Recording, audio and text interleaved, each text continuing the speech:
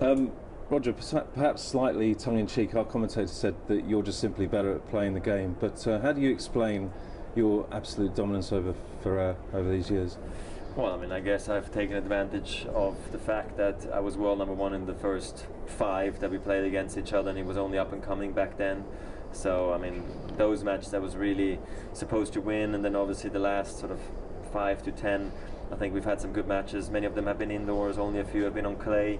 So I definitely think also that's been a slight advantage. And then I think just the matchup for me is a good one, maybe against Ferrer, but I think today that's as strong as I've ever seen Ferrer. You could tell he was confident coming from the wins in Valencia and Paris, and I was impressed. So I'm happy I got out of it in that second set, and I think he's got good chances to make it through to the semis, because he seemed extremely tough and confident, and I think he gets great respect from the fellow players with his work ethic, how tough he is, you know, on the court, mentally and physically.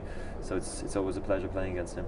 Yeah, I mean, he forced 10 break points against you, but he only took one of those.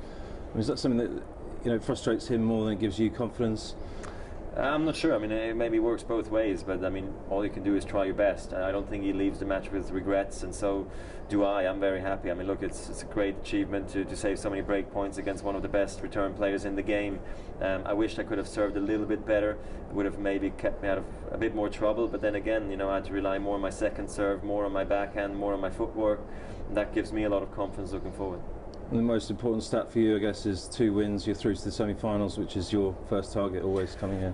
Right, and I didn't even know after match point that I was through, and then they told me, so I was really thrilled about that. That takes pressure off in my next match against Del Potro, but I will try my best, as you know I will, and I really hope I can beat Del Potro after he beat me in Basel. I don't want to go into next season having lost twice against Juan Martin, so I'll give it everything I have, and I really would like to enter also the semi-final stages with a clean sheet, so I'll try my best.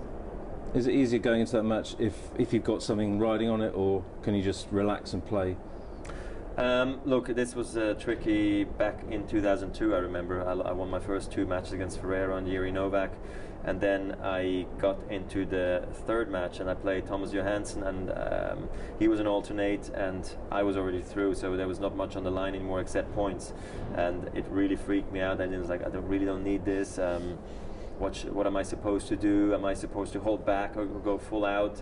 And then I ended up winning, you know, in straight sets. And ever since, I knew like there's no substitute for a good match, for confidence, for a win. And ever since I've taken part in the World Tour Finals, I've never seen anybody have a letdown once they were qualified, which is great for the competition and great for the fans, I think.